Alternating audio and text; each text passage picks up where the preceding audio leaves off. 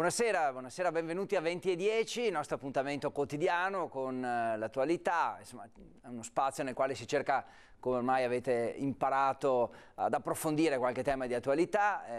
Sapete che abbiamo due ospiti, abbiamo la possibilità di sentire le loro opinioni su un argomento che scegliamo, poi insomma a volte anche si amplia all'attualità, l'argomento di cui parliamo in apertura. Vi presento subito chi sono i nostri ospiti, staremo insieme fino alle 20:45 circa. Allora diamo il benvenuto a Massimo Candura, che è il segretario Buonasera. della Lega Nord di Treviso, quindi segretario cittadino della Lega Nord. Buonasera. Buonasera, buonasera. Grazie. E poi diamo il benvenuto anche a Nicolò Rocco, che invece è consigliere comunale del Partito Democratico, parliamo sempre di Treviso. Buonasera Nicolò. Buonasera. Due giovani politici in mezzo a un anziano, ma insomma vabbè, sopporterete. Ma io direi di partire dalla questione referendum, che è comunque insomma un argomento di attualità, un argomento che interessa, ne abbiamo parlato anche questa sera nei nostri notiziari. Allora andiamo a sentire, così inquadriamo un po' la situazione, quali potrebbero essere i tempi del referendum, o meglio, i tempi della trattativa con lo Stato dopo che si sarà svolto il referendum, e quali sono i vantaggi soprattutto. Lo sentiamo da un costituzionalista che insegna all'Università di Padova. Se si va a fare la trattativa, il Presidente della Regione va a fare la trattativa con alle spalle un voto popolare molto forte, i tempi diventano rapidi. Io penso che in un anno e mezzo si possa concludere questo processo. Il professor Antonini, costituzionalista dell'Università di Padova, non ha dubbi. Il referendum sull'autonomia del Veneto va fatto in fretta ed è fondamentale per presentarsi poi a Roma con una forza tale da condurre in porto in modo vantaggioso la trattativa con lo Stato centrale. D'altra parte, andare direttamente alla trattativa comporta invece la rinuncia a effettuare il referendum. Se si fa la trattativa non si può più fare il referendum. Questi ragionamenti nascono dalla enorme paura che c'è del referendum, tentano di impedire il referendum. E quindi ci devono far aprire gli occhi e ci devono far capire al contrario quanto importante sarà questo referendum. La questione è semmai come gestire le autonomie speciali di certe regioni come la Sicilia, non proprio virtuose su alcune voci di bilancio. Oggi non ha più senso l'autonomia speciale della Sicilia. Alla Sicilia ci vorrebbe un commissariamento speciale. Avrebbe senso invece un'autonomia molto forte, se non speciale, per la Regione Veneto, che è una regione che dimostra di essere virtuosa. Occorre un regionalismo a geometria variabile, cioè un regionalismo meritocratico. Chi merita l'autonomia la deve avere e chi invece l'ha dissipato l'autonomia allora deve essere commissariata e l'autonomia va tolta. Quanto alle risorse da trattenere sul territorio, per il professor Antonini l'obiettivo finale è quello di avere lo stesso trattamento di Trento e Bolzano, ovvero far rimanere in Veneto i 9/10 del gettito fiscale. Ciò non toglierà risorse a Roma, perché di pari passo aumenterà infatti il PIL nazionale, ora stagnante. Il referendum, insomma, deve essere fatto e avrà così un effetto travolgente. Io credo che se questo referendum ottenga tantissimi voti e tantissima partecipazione, diventerà come la palla di neve che diventa valanga. Nessuno potrà più fermare il processo di una vera autonomia alla Regione Veneto, che è una regione che la merita davvero. Questo dunque è il punto di vista del professor Luca Antonini, che ci può servire comunque come base di discussione, direi. Ecco, intanto sui tempi, Massimo Candura, un anno e mezzo, tutto finito, referendum, trattativa con lo Stato e si porta a casa il massimo possibile. È troppo ottimista secondo lei il professore? Ma no, non penso sia troppo ottimista. Dobbiamo tener conto sempre della grande novità per l'Italia, per il Paese, per il Veneto di questo referendum. Il referendum per l'autonomia è un qualche cosa che non si è mai verificato prima. Un'occasione unica per i veneti, non per la Lega, non per il PD, non per una parte politica, per i veneti, per i cittadini del Veneto, di esprimere la propria opinione sulla questione più spinosa di oggi, perché alla base del referendum per l'autonomia c'è una questione di gestione economico-finanziaria del nostro Veneto. C'è una questione di giustizia distributiva, potremmo chiamarla, di una zona del paese, il Veneto, il mio paese, che viene munta, perché il residuo fiscale, cioè la differenza fra quanto il Veneto versa allo Stato centrale e quanto poi torna sul nostro territorio, è un'ingiustizia nei confronti del nostro Veneto e del nostro territorio. Il referendum per l'autonomia non ha un precedente, per cui la materia complessa, io sono convinto che Luca Antonini abbia fatto le ricerche del caso e 1 anno e mezzo mi sembra un tempo eccellente per poter arrivare alla conclusione. Quello che voglio sottolineare, che è stato detto anche dal professore, è che è fondamentale che i veneti si esprimano, perché la trattativa con lo Stato non porterà a nulla. Il motivo per cui c'è un'ostilità da parte dell'amministrazione centrale dello Stato italiano verso il referendum per l'autonomia è proprio quella che il messaggio che potrà passare sarà quello di un qualche cosa che non sono disposti a darci. Quindi nessuna trattativa senza l'investitura politica di un referendum molto votato e chiaramente dalla totalità dei veneti approvato, ecco, senza questa investitura politica la trattativa tra lo Stato e la Regione si ridurrà a un mercanteggiare sulle briciole. Per cui a mio avviso appoggio completamente la linea di Luca Zaia e l'appello è per i cittadini del Veneto. Ripeto, i cittadini del Veneto, senza distinzione di colore politico o altro, ecco, a votare quando sarà, a votare per il referendum, a votare naturalmente sì per l'autonomia del Veneto. Cariatira a Treviso, un po' che cosa sente in città Nicolò Rocco? L'alternativa è fare la trattativa con lo Stato e non fare il referendum. Secondo lei si potrebbe ottenere di più così? Beh, allora, la trattativa con lo Stato e il motivo per cui insomma la Regione ritiene che il referendum sia, diciamo, una via per ottenere maggiore autonomia è perché nell'articolo 116, che è stato modificato nel 2001 con la riforma del titolo quinto, nell'articolo 116 al terzo comma è specificato che le regioni che ne facciano richiesta possono andare a chiedere maggiore autonomia su alcuni punti previsti dal 117. L'articolo 117 è l'articolo della Costituzione successivo che determina quali sono le materie di competenza dello Stato, quali sono le materie concorrenti, quali sono le materie di competenza della Regione. Tra le materie di competenza dello Stato e tra alcune materie concorrenti, che sono mi sembra una decina in tutto di materie, è previsto che l'articolo 116 dia la possibilità alle regioni che ne facciano richiesta di attivare una trattativa con lo Stato. Quindi è sancito dalla Costituzione, è sancito dalla Costituzione. Il tra l'altro trattativa. Con la riforma costituzionale del 4 dicembre secondo me sarebbe stato introdotto un elemento positivo, che è quello che potevano fare richiesta di aprire una trattativa soltanto le regioni in pareggio di bilancio, quindi soltanto le regioni tra virgolette virtuose.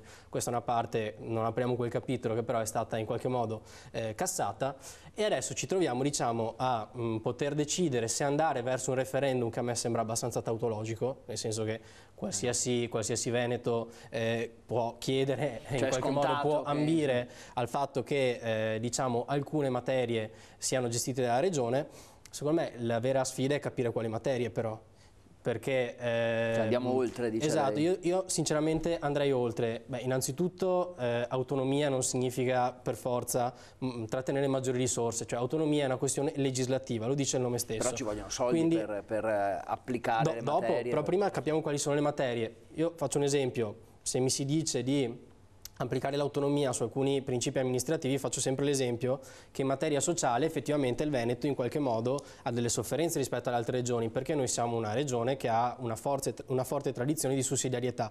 Cosa significa? Che per la conformazione in qualche modo della nostra società, per esempio sugli asili nido, noi abbiamo sempre tradizionalmente affidato magari al privato sociale o alla Chiesa la gestione degli asili nido. In altre regioni invece gli asili nido sono pubblici. Cosa è successo? Che da quando c'è stato il patto di stabilità introdotto dal governo Berlusconi nel 2009 abbiamo avuto delle spese in qualche modo che sono rimaste fisse. Questo cosa significa?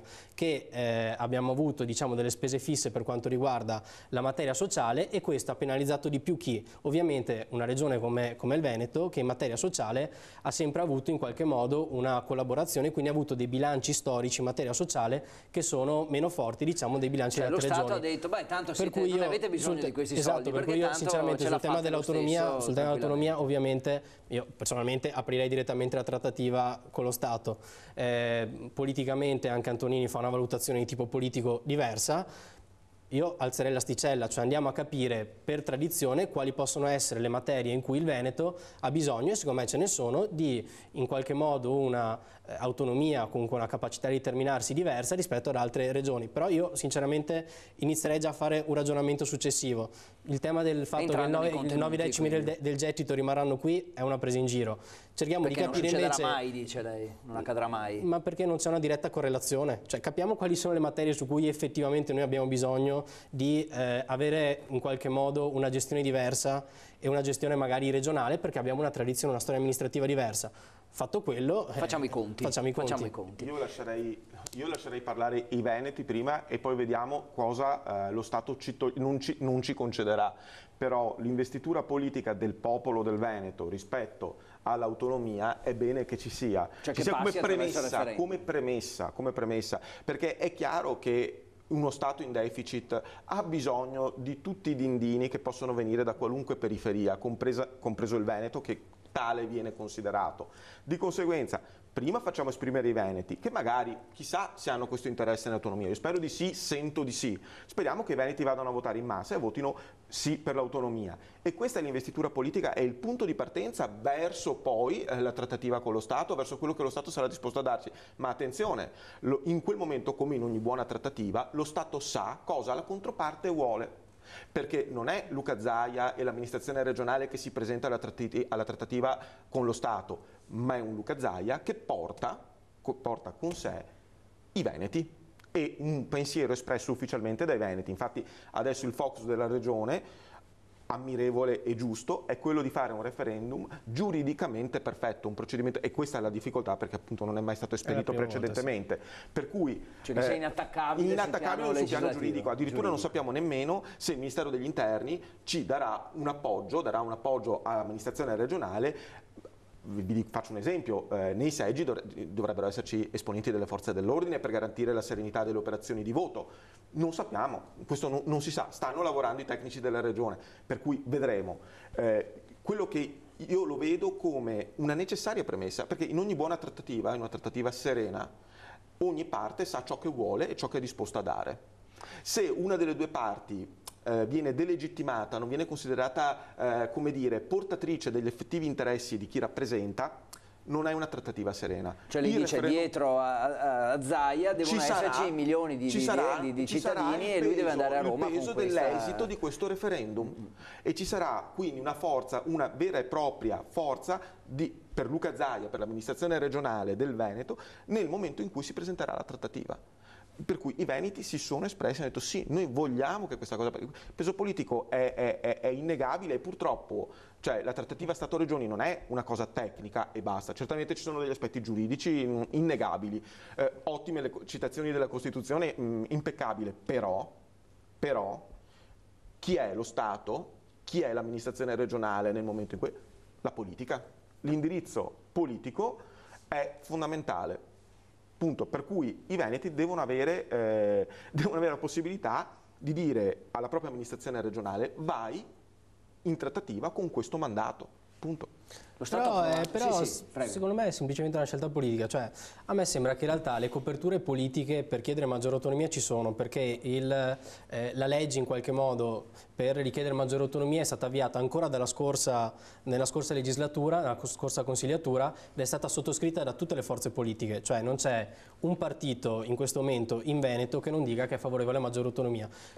C'è semplicemente una diversità di opinione sullo strumento. Io personalmente sono talmente convinto che in qualche modo i veneti vogliono l'autonomia, che le forze politiche che le rappresentano sono già in grado di andare a chiedere maggiore autonomia e quindi vorrei alzare l'asticella e chiedere su quali materie, che ritengo che 14 milioni di euro in questo momento potrebbero essere spesi in maniera diversa. Che fa saltare una rata della Pedemontana. Cioè, noi a Treviso per esempio abbiamo avuto il blocco degli ospedali di comunità, cioè la nostra ISRA ha avuto un blocco di ospedali di comunità che è la medicina territoriale, che è una cosa importantissima, 2 milioni di euro sostanzialmente buttati via purtroppo dall'ISRA a Treviso perché una delibera regionale ha bloccato gli ospedali di comunità, che sono quelle strutture intermedie dalle quali in qualche modo i cittadini che non hanno più patologie acute devono andare sul territorio, perché la gente non può vivere negli ospedali e non può curarsi negli ospedali. Noi crediamo che si debba curare nel territorio. Mettiamo queste risorse nelle medicine di gruppo integrate, mettiamole negli ospedali di comunità, facciamo saltare la prima rata della Pedemontana, non lo so, però questi 14 milioni di euro io li spenderei in maniera diversa. Tutto qua, dopodiché se si fa referendum personalmente è chiaro che voto sì. Cioè è tautologico. Sarebbe un modo anche per non far arrabbiare lo Stato, passatemi il termine, ma lo Stato non è arrivare alla trattativa senza la forzatura del referendum, butto lì, così, non so. Ma secondo me è semplicemente una questione di strumento. Cioè, io comunque ho fiducia nelle istituzioni, ritengo che lo Stato oggi sia magari una coalizione allargata che è espressione in qualche modo delle forze politiche del 2013, ma io voglio sperare che lo Stato non sia dei partiti politici in questo momento che sono, tant'è che la riforma del 2001 l'ha fatta una forza politica, anzi l'hanno fatta delle forze politiche che oggi magari tradizionalmente potremmo pensare di essere più centraliste. Invece la riforma del titolo quinto è stata una riforma molto federalista, è stata fatta da forze tendenzialmente più di centrosinistra e quindi magari potremmo immaginare che oggi più centraliste. Non è così, in realtà quando si tratta di istituzioni c'è in qualche modo una visione che deve essere quella della leale collaborazione tra le istituzioni e anche le forze politiche. Le forze politiche non sono proprietarie delle istituzioni, le forze politiche devono essere a servizio delle istituzioni. Penso che qualsiasi forza politica si renda conto oggi che il Veneto, ma anche a partire dai sindaci, cioè i sindaci anche di centrosinistra, si rendono conto che hanno meno risorse per il sociale, che hanno meno risorse per gli investimenti, perché siamo una regione virtuosa e questa è una cosa bellissima. Mettiamo la forza di essere una regione virtuosa e cerchiamo di capire in quale maniera noi possiamo valorizzare una nostra storia, in qualche modo che è una storia di cui essere estremamente orgogliosi e che non è né di Luca Zaia né del Partito Democratico né di Baretta che è sottosegretario veneto, è una storia dei veneti e sono convinto che lo Stato, però questa è una visione, poi insomma è anche una scelta politica, quindi ci stiamo confrontando in maniera molto, molto libera, molto serena. Sì, io una notazione mi fa piacere ed è anche vero che in Veneto tutti i partiti sono con varie sfumature a favore dell'autonomia per il Veneto. È verissimo che tutti i sindaci, a prescindere, o diciamo la stragrande maggioranza dei sindaci, a prescindere dal colore politico, si rendono conto della situazione in cui siamo e quindi sono orientati anche loro verso l'autonomia. Purtroppo però chi governa in questo momento in Italia, diciamo, il governo centrale, non solo questo, a partire dal governo Monti, ha usato lo strumento del taglio nei confronti degli enti locali, tagli orizzontali, a prescindere dall'effettiva dell'effettiva efficienza, efficacia ed economicità dell'azione amministrativa di quegli enti, ecco, della virtuosità, sintetizziamo, di quegli enti, ha fatto questi tagli in cui ha scaricato sostanzialmente quanto l'Unione Europea chiedeva per equilibrare i conti di bilancio sui nostri enti locali. Il tentativo di riforma, per esempio, con la legge del Rio delle province, dubito, i conti li vedremo chissà fra quanto tempo, però alla fin fine si è passati da abolire le province a lasciarle zoppicare, tralasciando un piccolo dettaglio, non tanto piccolo, che le funzioni delle province sono oggettive. Non è che perché c'è la provincia allora si fanno, che ne so, polizia venatoria e manutenzione delle strade provinciali. La necessità di prevenire il bracconaggio è oggettiva e prescinde dall'ente che la gestisce. La provincia gestiva con la polizia provinciale quella funzione in maniera eccelsa, perché almeno qui in Veneto, per le province che io conosco, grazie al fatto di avere un ente sul territorio, con uomini del territorio, e riusciva a gestire benissimo la situazione. Arriva la riforma del Rio e la polizia provinciale è disorientata, nel senso che non si sa bene, e stiamo tuttora pagando il prezzo di questo.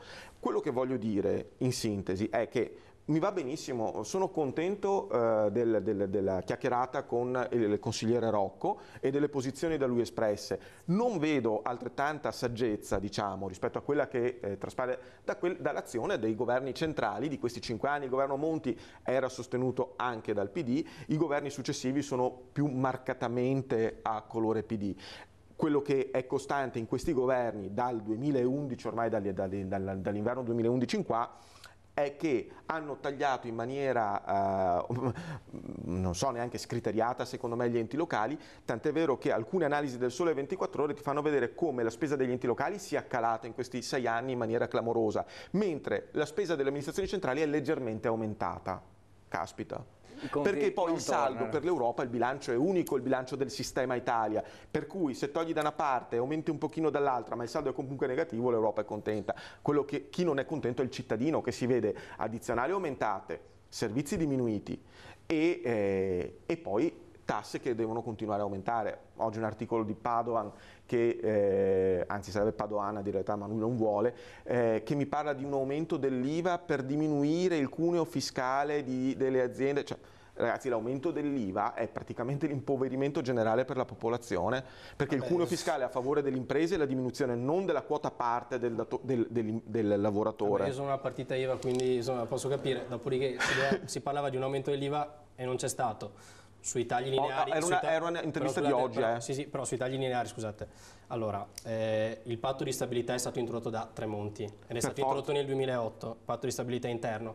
È stato ratificato nel 2010. Sì. Ok, è stato ratificato nel 2010 quando in qualche modo in Europa c'era il Partito Popolare, cioè l'austerity non è che se la siano inventata i governi prima, cioè noi abbiamo avuto la legge per cui non riusciamo a fare le assunzioni nel pubblico, adesso per fortuna la Madia forse le sblocca, è la legge Brunetta del 2010, cioè la legge Brunetta del 2010 ha impedito di fare assunzioni nel pubblico, quindi noi, polizia locale, abbiamo i problemi perché non riusciamo a sostituire le persone perché abbiamo quella legge sul turnover.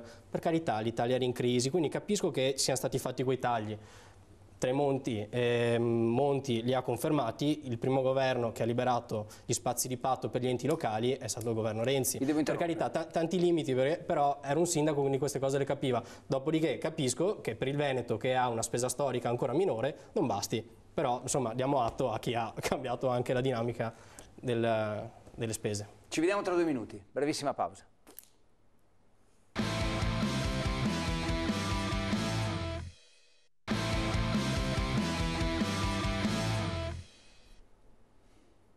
Venti e 10, ripartiamo da qui, cioè dalla questione referendum per l'autonomia. Ne stiamo parlando con i nostri ospiti, con Massimo Candura e Nicolò Rocco. Non siamo Luca Zaia, non sappiamo cosa andrà a chiedere naturalmente a Roma, però vi chiedo questo elemento della meritocrazia, cioè di considerare il Veneto virtuoso e quindi diciamo che abbia diritto a più risorse, a un risultato migliore nella trattativa. Secondo lei, secondo voi, Zaia lo deve inserire, lo dovrà inserire quando andrà a Roma o è meglio che lasci perdere? Allora, penso che sicuramente Luca Zaia potrà e vorrà inserirlo. Il problema è che quando io dico qualcosa bisogna vedere anche se l'altro capisce, se l'interlocutore capisce, perché alle volte può essere più semplice far finta di non capire. Il Veneto è sicuramente una regione virtuosa ed è sicuramente una regione che, avendo più risorse a propria disposizione, potrebbe essere anche utile al resto del paese, perché quelle risorse verrebbero sicuramente reinvestite nel territorio, creando un volano per il PIL. È che dall'altra parte magari bisogna capirlo questo e spiegarlo alle regioni che certamente, perché poi potrebbe, perché un altro grande sogno sarebbe quello dei costi standard. Vogliamo parlare di questo tema, del perché in Veneto nella sanità, ma in tanti anche altri servizi pubblici, il costo di un singolo servizio, di un singolo bene deve essere più basso che in altre regioni dove è più alto. Cioè, ci sono tante cose da dire sulla meritocrazia e la prima cosa è che sarebbe molto scomoda. È sicuramente il punto forte per il Veneto la meritocrazia, perché il fatto che sia una regione efficace ed efficiente, che gestisce i servizi con economicità, è una grande virtù. È una grande virtù. Abbiamo tantissime persone che da altre regioni vengono in Veneto a curarsi. Siamo la prima regione per turismo in Italia, abbiamo tantissimi lati positivi che non sono solo dovuti alla fortuna, ma al lavoro di tanti veneti. E questo andrebbe riconosciuto, però può essere scomodo per qualcuno riconoscerlo. Quindi io spero che venga portato avanti e sono sicuro che verrà portato avanti. La mia fioca speranza è che chi dall'altra parte nella trattativa a Roma si sentirà dire questo percepisca la realtà concreta e prenda gli opportuni provvedimenti. Nicolò, cosa ne pensa? Ma voglio dire, cioè, nella riforma costituzionale del 4 dicembre, che poi magari è stata bocciata per altri miliardi di motivi, però sull'aspetto del titolo quinto era inserito proprio questo. Erano inseriti i costi standard che venivano messi per la prima volta in Costituzione e, ripeto, era inserito che l'autonomia, cioè il 116 che era stato introdotto nel titolo quinto, cioè che l'autonomia nella riforma costituzionale bocciata il 4 dicembre, però era inserito che l'autonomia potevano chiederla soltanto diciamo, le regioni in equilibrio di bilancio secondo il principio, diciamo, dell'autonomia finanziaria, che mi sembra sia il 119, 118 autonomia amministrativa, 119 l'autonomia finanziaria. Quindi, cioè, voglio dire, non c'è dubbio che il fatto di essere una regione con i conti a posto sia un elemento da tenere in considerazione nel momento in cui si chiede maggiore autonomia, non avrebbe senso altrimenti. Quindi sono fiducioso che chiunque in qualche modo siederà dall'altra parte, e se noi parliamo di 1 anno e mezzo siamo sicuramente dopo la nascita di un nuovo governo. Ecco, c'è anche questo infatti da considerare. Insomma, Con chi mal che vada si dovrebbe votare a febbraio 2018. Limite massimo, se non si vota prima, 2018 ci sono le elezioni. Quindi noi, insomma, non facciamo il riferimento che il Veneto, che è rappresentato oggi da Zaia, va a trattare con un governo che domani, che oggi in qualche modo ha la parte politica. Noi dobbiamo pensare che una regione, che è una delle 20 regioni italiane, va a trattare con lo Stato secondo il 116. Punto. Chi c'è? Questo è. Chi c'è? Noi dobbiamo costruire in qualche modo dobbiamo costruire una domanda tale per cui sia naturale che da una parte venga tenuto insieme il desiderio in qualche modo che ha una regione di poter gestire alcune materie in maniera diversa, in maniera autonoma, dall'altra in qualche modo che questo si inserisca nel principio di solidarietà, che comunque è un principio costituzionale. Ma anche io sono d'accordo che nel momento in cui c'è un'opportunità in qualche modo di crescita del PIL per una regione è un beneficio per tutto il Paese. Voglio vedere ovviamente se mi si dice infrastrutture, su come sono state fatte le infrastrutture in questa regione negli ultimi 10 anni ho delle perplessità. Se mi si dice sanità sociosanitario, è una tradizione che dobbiamo portare avanti, non dimentichiamoci, anzi a volte sembra quasi che ci dimentichiamo di essere una regione eccellente sul sociosanitario. Una sola puntualizzazione: la riforma del 4 dicembre, tutto vero quello che dice il consigliere Rocco, piccolo particolare, uno dei motivi per cui la Lega ha chiesto agli elettori di votare no è la clausola di supremazia, cioè non dimentichiamo quella riforma prevedeva in maniera ancora più incisiva della Costituzione corrente la possibilità per lo Stato di sostituirsi alle regioni laddove le normative portate avanti dalle regioni fossero ritenute in contrasto con l'interesse nazionale. Categoria assolutamente aperta, non codificata, quindi ci sono i casi in cui, quindi anche per motivi politici, come in un caso come oggi in cui c'è un governo a Roma e un'amministrazione regionale di colori diversi,